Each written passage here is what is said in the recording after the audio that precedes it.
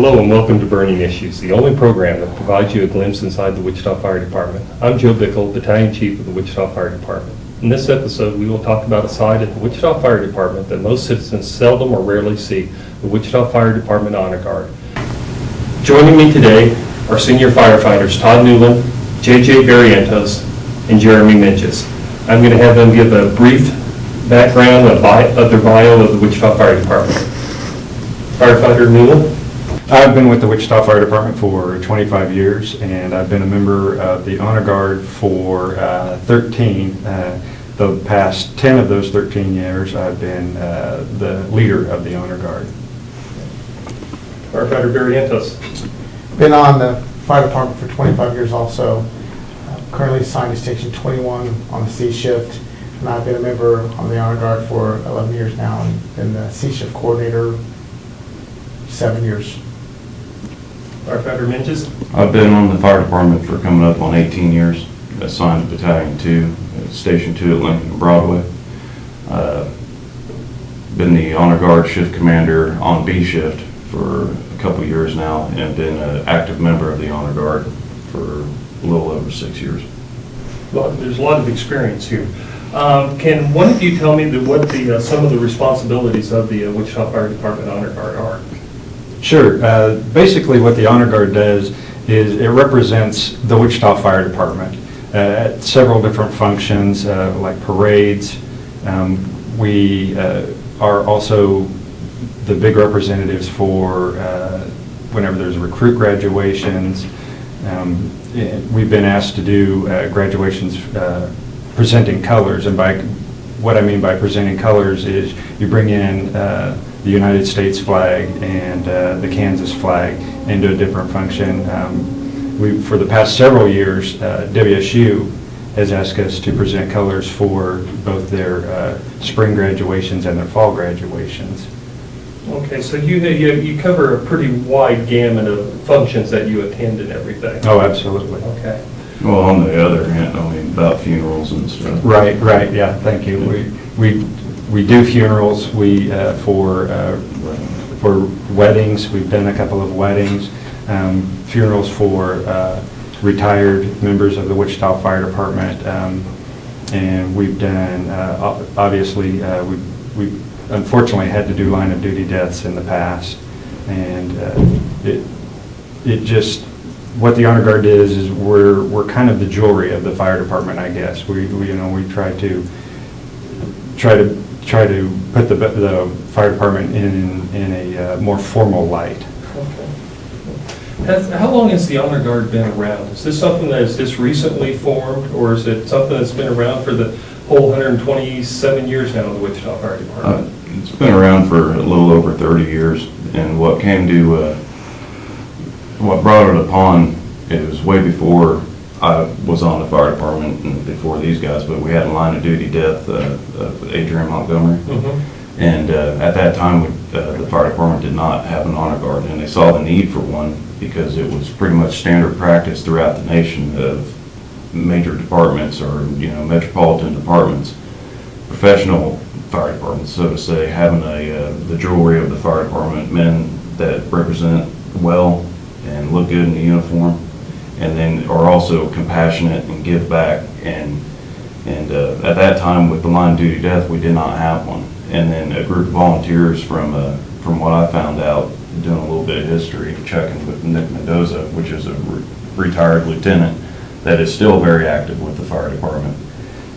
He let me know that started right after that funeral, and originally it was 6 men, and they saw the need for it, pulled the trigger on it, got it started, and it's been implemented, and it's strictly volunteer to get on board with this and become an Honor Guard member. And it's been doing nothing but blossoming from that point on. And it's kind of sad that it takes a line of duty death to bring that to light, but 30 years later, 30 plus years later, here we are, and you even look back here, and that's an Honor Guard member on the poster. Dave Becker, excellent, solid guy that represents the uniform very well and the fire department very well. I've had the opportunities to see the Honor Guard in action at different functions and all. With their precision that you march and everything, what is the criteria? It seems like, did you learn from, were all of you in the military, or how did you get your training to do this? What is the criteria for joining? Well, we do have a couple newer members that are ex-military, but most of our experience comes from the senior members of the Honor Guard. Our education comes from experience from each other, or even from other Honor Guard members from other cities or counties that we have learned from. And basically, but our education, our training code is self-taught. And in regards, and there's different protocols, as Todd had mentioned, and there's different ways to present yourself at a parade, opposed to a funeral, opposed to, presenting a flag to a family member who's passed away. And Jeremy had mentioned that it is a passion. It is a passion, and it does take, a unique person to do what we do. Okay. Another, Todd, you probably know a little bit more about the Honor Guard clinics, like up in Topeka. We're trying to bring one here. Mm-hmm. And what they do is more of it's a class, maybe stretch out in 2 sessions. But we're trying to do a clinic. A few members of us or a few members of the Honor Guard have gone up and received training and bring that training back. And when we meet up and do our training, and sometimes it's right before the event that we get there early, and we're going through an informal training, but when it's action time, gut sucked in, chest stuck out, and it's game time, we're serious and pull it all together and learn from the guys that go to these classes and bring that education back to us. Earlier, you mentioned that you attend different functions and everything besides the funerals. How often are you requested the Honor Guard to come out and perform or have a presence at an event? Is there any average or? On average, we throughout the year we have certain functions that we've kind of become a ritual with. Like I mentioned, WSU earlier. So there's twice a year there. We have the Wichita River Festival Parade. There's the IAFF Fallen Firefighter Memorial in Colorado Springs that we attend every year. And we have our very own Kansas Fallen Firefighter Memorial that we have every October. So we have pretty much scheduled events, about a half a dozen or so throughout the year. And then in between that, there's always something else will come up where a group will ask us to present colors, or unfortunately we'll have a retired member pass away. So sometimes we can have as many as 1 to 2 events per month throughout the year. So you're very busy. We can be, yes, absolutely. To build on that a little bit, one of the funner ones that we do that's pretty much a every yearly event is the retirees luncheon. That retired firefighters, they're still kind of in the group or social club, I guess, and they meet up, they have a lunch, but it's amazing to sit there when you go to present colors at that and you look at all the history that's in that room and everything that each individual brought to this department. It's just something that you can't really explain, but you see all the history there, you see all the gentlemen and what they've all contributed, and just to know that they still look towards the fire department to bring them all together, and you realize then that we wouldn't be where we're at if it wasn't for all that history, experience, and the gentlemen that brought this all together. Earlier, you mentioned that the Honor Guard has a presence at funerals.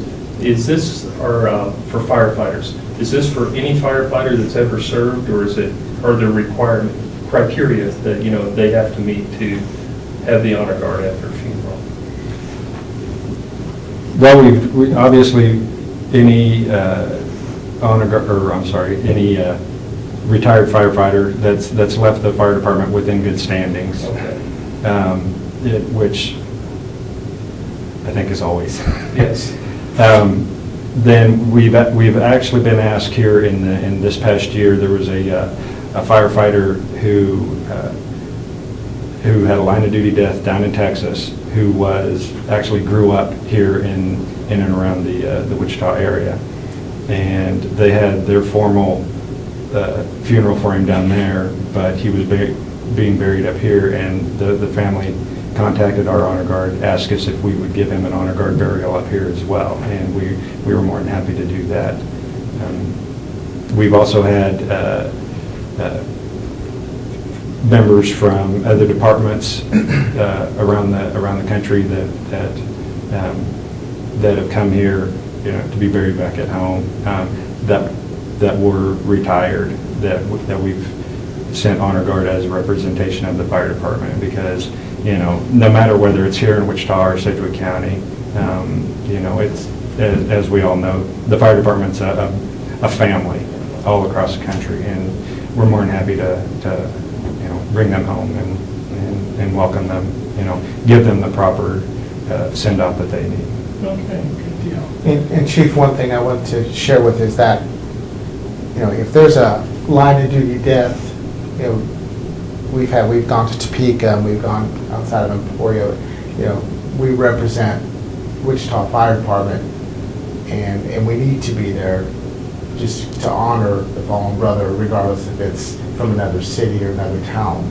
I know we've done other funerals of rural townships, regardless if it's a career or a volunteer, because of what they sacrificed, and we're honored to do that. And being Wichita Fire, the biggest fire department in the state of Kansas, we're honored to represent our city and also, our brothers here in Wichita to those other fire departments. Yeah, and it's really cool to see the impact that it has on the family members or close friends of the individuals that are passed or have passed away or whatever we're doing for that particular event. But just the impact that the honor guard brings, and it's not the honor guard showed up. It's like some rural town says, man, the Wichita Fire Department came here, and it's just really neat to see them recognize that, we are the largest department in the state. And when we take time to come and give them, like what Todd said, the proper send-off to, thank him for, or thank her for, their ultimate sacrifice, and the family members come up, it's just a really cool deal to be welcomed and to be, I guess, praised on the other end, that we represent the largest department in the best way possible, and it makes a great, huge impact on the people. Earlier, when we were talking, you're doing your introductions, everybody mentioned how long they've been on. And, we were talking 13 years, 12 years, stuff like this. Is being a member of the Honor Guard, is that a lifelong appointment, or do you come and go, and is it restricted only to active members of the Wichita Fire Department? It can be a lifelong appointment if you choose it to be. We've had guys that have been on the Honor Guard for 10, 15 years, even longer. Obviously I've been on it for 13 years now. Then there's other guys that they've done it for 5, 6, 8 years. Like we've talked about, it's a commitment, and sometimes, other things that they have going on tend to, conflict. And as much as they want to stay on the Honor Guard and put that time in, sometimes they have to move on, and we understand that absolutely. And to answer the other part of your question, we've got 3 members on the Honor Guard that are retired from the Wichita Fire Department, but still do a lot with the Honor Guard. We have one gentleman who even lives probably about 45 minutes outside of Wichita, but he's always there for us when, like the Kansas Fallen Firefighter Memorial. He's our bugler. In fact, he's nationally certified as a TAPS bugler. And something else kind of build on, it'd be nice to see where the Honor Guard's going, in the future. And there's several things that we'd like to do. We have a million ideas. When we go to Colorado Springs, and go to the National Fallen Firefighters Memorial, you have fire departments from Canada, the United States, from one end of the border to the other, north, south, east, and west. And nothing is more impressive or more cool when you hear the bagpipes and the drums. I mean, it's like the thunder, and it makes the hair on the back of your neck stand up. And it'd be so neat to have a pipes and drums, branch of our honor guard. But it takes like a lot of commitment, a lot of off-duty time, a lot of, sacrificing family time to go and learn how to do this, because you just can't pick one of them up and do it. But we're fortunate to work side by side with Sedgwick County Fire Department Honor Guard, which they have a couple guys that are into that do the pipes, and then the gentleman that always helps with over at the museum that does most of our piping for us. And it's just neat to see, your imagination's the limit on the honor guard, and if you got the passion, you got the drive to do it, we can go everywhere and represent well, and then just branch out from what we have going on now. You were talking about the National Firefighters Fallen Memorial. Where does that take place, and when does it take place? That takes place every year in Colorado Springs, Colorado. It's always the third Saturday of September, and typically you go up just a few days ahead of time, and you're talking hundreds and hundreds of honor guard, like Jeremy said, from all over the United States and Canada. And this is a program that basically is practiced in a day and a half. And the day of the program, it looks like we've been practicing it for 2 weeks. I mean, it's just amazing the amount of professionalism everybody brings together on something like this. I mean, you've got, no matter what department these honor guards are from, as soon as it's game time, everybody, steps into place. They know why we're here. It's for the families of the fallen firefighters, and it's to give the best possible respect that we can for these men and women that have made the ultimate sacrifice. And we've talked several times about the one in Colorado Springs, but we do have the one here in Kansas that we have every October, and this year it's going to be October 12th at 1 o'clock down at the 1300 South Broadway, which is right next door to the museum. And we have several honor guard from around the state that come for that every year, and we don't get a day and a half to practice that. We get a couple of hours, but there again, all the honor guard, they come ready. I mean, they know why we're here, and they're very serious about it, and we practice through it. Get through it in a couple of hours, and by when it's showtime, it looks like we've been practicing all week, and I'm very proud of the way they all participate and their mindset on that. It's just a kind of sad deal too, but it's the harsh reality of our job. It's dangerous, and no matter how safe, we try to be when we're actively doing firefighter duties.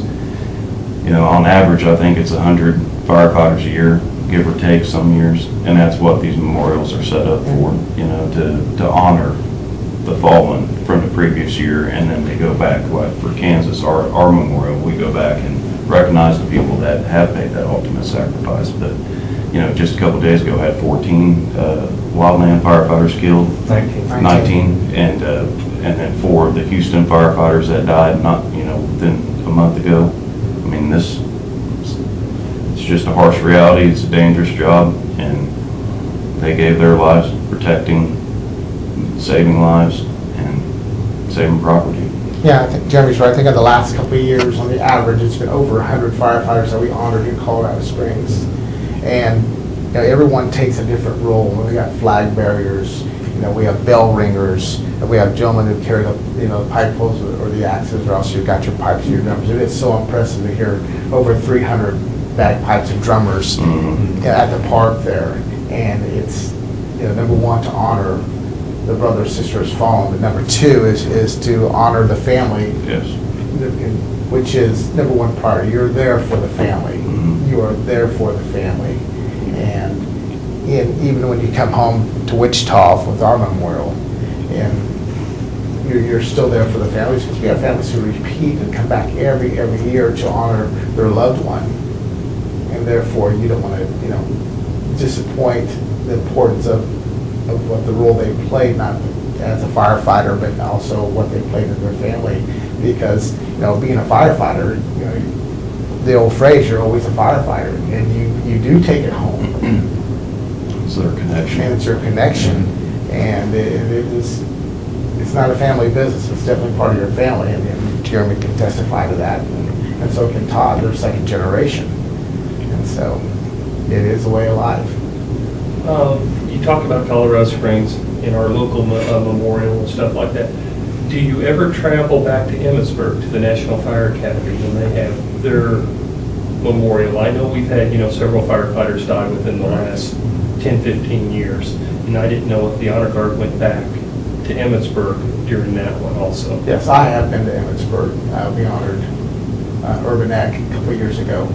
And myself and retired Lieutenant Edie Wilson, we went to Emmitsburg, and it's a weekend ordeal.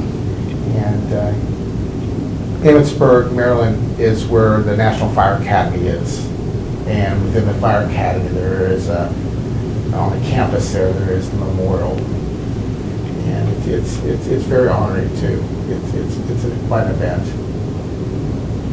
Yeah, and unfortunately, we're not able to go there every year because their memorial timing always seems to coordinate with our Kansas Fallen Firefighter memorial timing. So it's Priorities.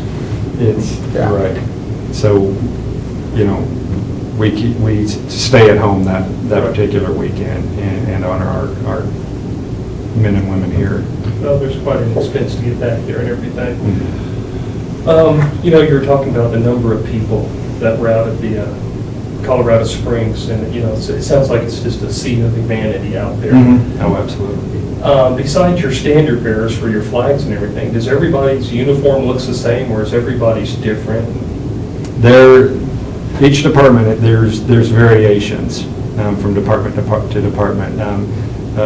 A lot of them have like the shirt and tie like you're wearing. Mhm. And then, I don't know, it's probably about a 50-50 split maybe. Some are localized. I mean, a couple Honor Guard members like from Texas wear cowboy hats. I mean, they've got the nice uniform, but they've got look like a George Strait cowboy hat walking around with the Honor Guard emblem. And I mean, it's nice. It Distinguishes looks, them, it's yeah. localized. Yeah, I mean, everybody's distinguished. You know that they're Honor Guard. It's just not a Class A uniform that they wear. It's a uniform that goes, just another level higher. Like we have the ascots.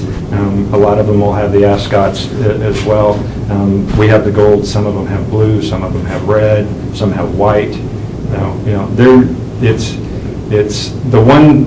I think the one color that does remain the same throughout everybody is the dark jackets. So you definitely have a sea of blue, right? And things do differ because, with the tradition of our Honor Guard, as Joe Chief, if you hold up your sleeve and you have your rank and the stars and then the number of years you've been on the job, that's what that represents. With our Honor Guard, there's no rank, there's no seniority. We are there to honor the families and the fallen, regardless how much time they were on the job or whatever rank they were. We were all there for the same reason. Mhm. And through the tradition of the gentleman who started our Honor Guard, we've kept rank off our uniforms.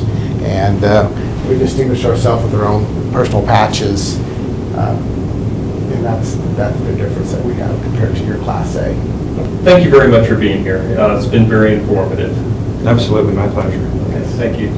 That concludes this episode of Burning Issues. Remember, Wichita firefighters are highly trained professionals who are your friends and neighbors. We are Wichita's bravest, and we serve you 24 hours a day, every day.